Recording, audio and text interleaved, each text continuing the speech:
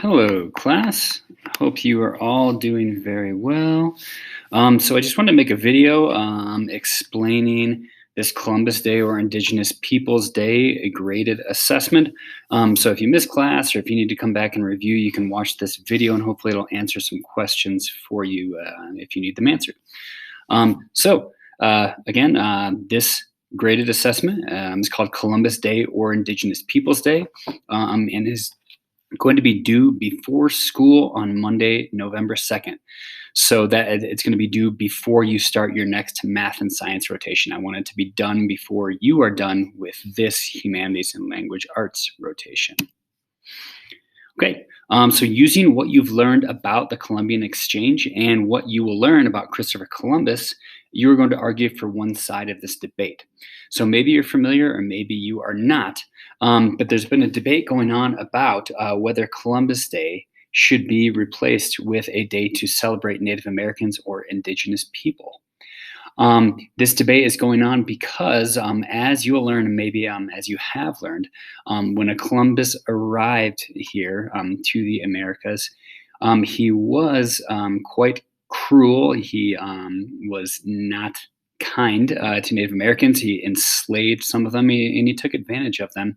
And he also set in motion what came to be the genocide of Native American people. And so a lot of people think that it's not right to celebrate a day of somebody who did a lot of bad things and had a lot of bad qualities. But there are also two sides to this debate because a lot of people think that although he had a lot of poor qualities, that he was, brave enough and had enough ingenuity to come over and to find these lands and to put into motion, what kind of is Western civilization today. There's a lot of different levels to this debate, and that's what you are going to learn about and eventually argue. All right, so let's start at what it is. Over the next few days, you will be researching and taking a side in this debate. Then you will create a flip grid arguing for your chosen side. Why are we doing this? It is important to connect our history to current events and to form opinions based on our past. How are you going to do it? You will work individually on this, no group work or partner on this, please. And you're going to create a flip grid that is arguing for your chosen side. So we're using a flip grid because usually in non-COVID times, this is an actual class debate that we have here. Because of COVID, we can't really do that.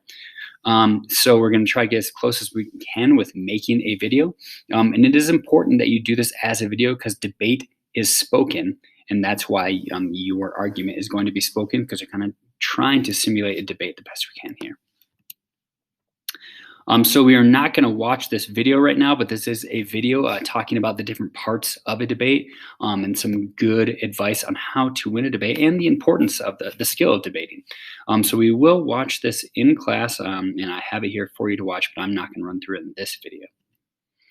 Okay, requirements. So you're required to research and take notes on your note sheet. Notes are part of your grade, okay? So I will be looking at the research you've done, the information you've gathered, and watching your video to form your grade. Two, you're gonna research both sides, okay? So in your notes, it shows you how to take notes for both sides. Knowing the opposing side's argument helps in winning debate, and we will be talking about that. Three, you're going to create a flip grid that is at least 1 minute long, arguing your chosen side of this debate. Four, you're going to start your video by your name, which side you're arguing for, okay? Example, my name is Ben Dover, and I'm arguing for that Columbus Day should be replaced with Indigenous Peoples Day, or I'm arguing that Columbus Day should continue to be celebrated. See my joke there, Ben Dover? So it's important that people know who you are and which side you are arguing for immediately. You don't want any question on that. So that's why that's the first thing you're going to do. Five, cite your sources in your speech. So you don't need to have a works cited page for this specific project, but it gives you credibility when you actually cite things, okay? Like, so according to the NPR story, words you'll hear, Indigenous Peoples Day, celebrating Columbus Day whitewashes our history.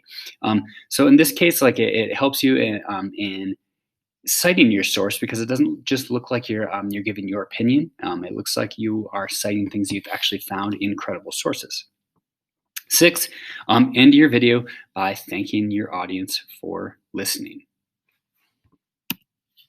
All right, so this is kind of what your note catcher looks like. So again, you want both sides of the argument, so you've got the pros and the cons there.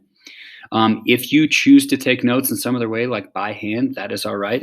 You're going to need to take a picture or somehow show me your notes, because again, your notes are part of your grade, so I'm going to need to see them. So I would recommend doing them on this note catcher. If you do them some other way, make sure that I have access to viewing those notes. Okay, this is where you're going to start your research. So this is a News ELA article, pro and cons, should we celebrate Christopher Columbus?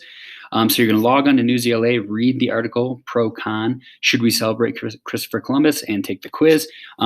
When you're finished, fill out your News ELA progress sheet, and please take notes in your Columbus Day debate doc in classroom, okay? So this gives a really solid argument and a base for both sides. And so this is a really good place to start, and then you're going to build upon this research. Okay, so these are some good resources that I have provided you. You are welcome to find your own. Using different media sources is a good are good sources for this, because this is kind of a current event. This debate's been happening for a while. So you'll see 1, 2, 3, 4, 5, 6 sources here. And I think that these will be enough for you, but I would recommend that you, if you would like to find your own sources as well. If you have any questions about the credibility of a source, please let me know and I can help you with that. Okay, and that is it. Remember, if you have any clarifying questions after we've gone over this in class, or after you've watched this video, please go to the Google form, put those questions in the Google form, and then I will send an email out to all of you with those questions and the answer to those questions, so that you will all benefit from the questions being asked. All right, good luck. I always really enjoy this, hearing people's opinions and hearing people's debate skills. I really, really look forward to seeing your Flipgrid. All right, thanks. Bye.